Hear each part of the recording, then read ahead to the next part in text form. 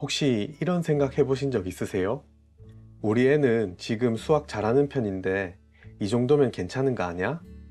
사실 문제도 금방금방 풀고 시험 성적도 나쁘지 않으니까 당장 걱정이 안 될 수 있어요. 하지만 진짜 중요한 건 그 실력이 중학교, 고등학교까지 이어질 수 있느냐는 거예요. 문제가 조금만 복잡해지면 멈추고 낯선 질문에 쉽게 당황한다면 지금 눈에 보이는 실력에 절대 안심하면 안 됩니다. 오늘 영상에서는요, 지금부터 준비해야 고등수학까지 흔들리지 않는 세 가지 핵심 공부법, 그리고 부모님이 집에서 바로 도와줄 수 있는 구체적인 방법까지 차근차근 알려드릴게요. 끝까지 보시면 우리 아이도 가능하겠는데 싶을 만큼 현실적이고 효과적인 적용 포인트를 분명하게 가져가실 수 있을 거예요. 첫 번째 공부법은 바로 문해력을 키우기 위한 독서입니다. 수학 공부 얘기하는데 웬 독서? 싶으시죠? 근데 이게 수학을 오래 잘하려면 절대 빠질 수 없는 핵심이에요. 문해력이 좋은 아이는 개념이나 문제를 읽었을 때 이게 무슨 이야기인지, 어떤 조건이 나왔는지, 그리고 어떻게 풀어야 할지 스스로 이해하고 방향을 잡는답니다. 그러니까 실수도 적고 결국 혼자서도 문제를 차근차근 풀어낼 수 있어요. 반대로 문해력이 부족한 아이는 개념이나 문제를 읽는데 무슨 말인지 정확히 이해를 잘 못해요. 그래서 공부를 하는데도 개념에 중간중간 구멍이 생기고 계산은 빠른데도 정답을 잘 못 맞히는 이유가 이거랍니다. 이런 차이는 왜 생기냐면 책을 읽는 과정이 생각 정리를 해주기 때문인데요. 책 속의 글을 따라가면서 내용을 파악하고 문장 구조를 익히고 정보 간 관계를 스스로 정리하는 습관이 책을 읽으면서 조금씩 생기게 됩니다. 이게 수학 개념을 이해하는데 그대로 연결되는 거죠. 또 하나, 중학교, 고등학교로 올라가면 공부량도 많아지고 개념이 복잡해지죠. 부모님이나 선생님이 일일이 모든 부분들을 봐주기엔 한계가 생기게 돼요. 결국엔 혼자서 읽고 이해해야 하는 상황이 반드시 옵니다. 이때 필요한 게 바로 이 문해력이에요. 그럼 책은 어떻게 읽히면 좋을까요? 스탠포드 대학교의 단기 튜터링 연구에 따르면 하루 10분 짧게라도 꾸준히 읽는 게 제일 효과적이에요. 특히 이야기 책뿐만 아니라 설명문이나 정보글도 함께 읽혀보세요. 이러한 글들이 아이의 구조 이해력과 논리 사고를 키워줘요. 그리고 읽고 나서 간단히 어떤 내용이었어? 이렇게 한마디라도 나눠보세요. 읽는 데서 끝나지 않고 머릿속으로 정리하는 훈련이 됩니다. 결국 문해력은 수학을 정확히 이해하고 문제를 풀 수 있는 근본적인 힘이에요. 지금부터라도 책 읽는 습관 꼭 함께 만들어주세요. 두 번째 공부법은 바로 공부 습관을 만드는 것입니다. 그 중에서도 특히 중요한 두 가지. 하나는 공부 계획을 스스로 세우는 습관, 다른 하나는 배운 내용을 그날 바로 복습하는 습관이에요. 이 또한 수학과는 직접적인 관련이 없어 보일 수 있지만 고등 수학까지 이어지는 긴 레이스에서 독서와 함께 가장 중요한 수학 공부의 기초 체력이랍니다. 그럼 이 습관들이 왜 그렇게 중요할까요? 먼저 계획을 세운다는 것은 공부를 수동적으로 받기만 하는 게 아니라 아이 스스로 어떻게 공부할지를 고민해보는 과정이에요.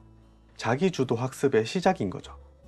한국교육개발원에 따르면 자기주도 학습 수준이 높은 학생은 그렇지 않은 학생에 비해 수학 평균 점수가 10.5점 높게 나타난다고 합니다.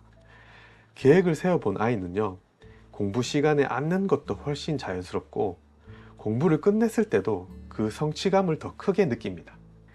그리고 당일 복습은 기억을 붙잡아 두는 가장 강력한 방법이에요. 그날 배운 걸 24시간 안에 다시 보면 뇌가 이건 중요한 정보구나 하고 장기 기억으로 저장을 하거든요. 예를 들어 분수를 배운 날 집에서 비슷한 문제 두세 개만 다시 풀어도 다음날 수업 연결이 훨씬 부드러워집니다.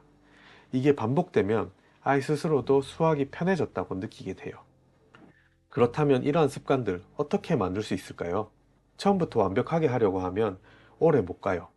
하루에 딱 한 줄 계획부터 시작해 보세요. 예를 들어 저녁 7시에 오늘 배운 수학 개념 복기해보기, 그리고 관련 문제 2개 풀기. 이 정도면 충분합니다. 계획은 눈에 보이게 적어두는 게 좋아요. 벽에 붙이거나 달력에 체크하는 식으로요. 실행 후에 표시를 하면 내가 해냈다는 느낌이 생기고 그게 곧 자기 동기부여로 연결돼요. 그리고 당일 복습은 짧고 간단하게가 포인트예요. 5분 안에 끝낼 수 있는 양으로 아이가 부담 없이 시작할 수 있게 해주세요. 문제집을 다시 펴는 것도 좋지만 간단히 말로 정리하게 해도 충분한 복습이 됩니다. 단 주의할 점이 있어요. 이 습관은 누구보다 아이 스스로가 주인공이 돼야 해요. 부모가 대신 계획 짜주고 대신 체크하면 아이에게는 그냥 또 하나의 숙제가 돼버리거든요. 그래서 처음에는 부모님이 방향만 살짝 잡아주고 조금씩 아이 스스로 해보게 도와주는 게 가장 좋아요. 계획 세우기와 당일 복습, 이 두 가지는 수학 공부 잘하는 아이들의 숨겨진 공통점이랍니다. 지금부터라도 하루 10분 이 습관 만드는데 함께 해보세요. 작은 실천이 아이 공부를 완전히 바꿔줄 수 있습니다. 세 번째 공부법은 바로 수학의 기본기, 연산력을 키우는 것입니다. 개념은 이해한 것 같은데 이상하게 문제를 끝까지 못 풀어요. 실제 시험은 부모님들이 자주 하시는 말입니다. 알고 보면 생각보다 많은 경우가 계산 속도 문제예요. 특히 초등학교 1학년부터 4학년까지는 전체 수학의 70% 이상이 연산 중심이거든요. 연산이 느리면 개념을 알아도 문제를 끝까지 풀기 어렵고 시간이 부족해 마지막 문제를 건드리지도 못하고 끝나는 일이 생깁니다. 그래서 매일 5분, 10분이라도 연산 훈련을 해주는 게 정말 중요합니다. 그리고 연산력은 초등학교에서만 중요한 게 아니랍니다. 중학교 이후로 갈수록 문제는 점점 복잡해지고 계산은 더 많아지죠. 방정식, 함수, 확률 같은 단원에서도 연산이 느리면 풀이 흐름이 끊기고 실수가 많아집니다. 수학을 잘하는 아이들의 공통점 중 하나가 바로 연산 실수가 거의 없고 계산 속도가 빠르다는 건데요. 특히 고등수학에서는 제한된 시간 안에 여러 단계를 거쳐 계산해야 하다 보니 연산력이 부족하면 실력보다 점수가 훨씬 낮게 나올 수 있답니다. 그럼 이렇게 중요한 연산 습관 어떻게 만들어 갈 수 있을까요? 처음엔 딱 5분 쉬운 문제로 성공 경험을 주는 것부터 시작해 보세요. 덧셈이나 곱셈처럼 익숙한 문제를 빠르게 풀어보며 정확도와 속도를 함께 높여가는 겁니다. 이러한 경험이 반복되면 아이 스스로도 계산은 자신 있어요 라는 말을 하게 돼요. 그리고 꼭 기억해야 할 주의점이 있어요. 너무 어렵거나 반복적으로 틀리는 문제는 피해야 합니다.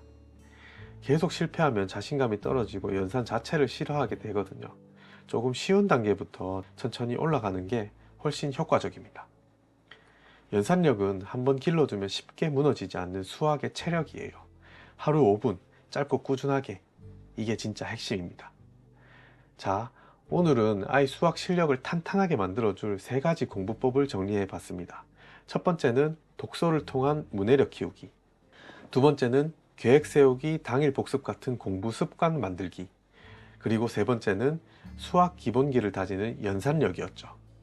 이 3가지는 각각 따로 떨어져 있는 게 아니라 서로 연결되어서 아이의 수학 실력을 밑바닥부터 튼튼하게 만들어주는 기초 체력 같은 역할을 합니다. 지금 당장은 눈에 확 드러나는 변화가 없을 수 있어요.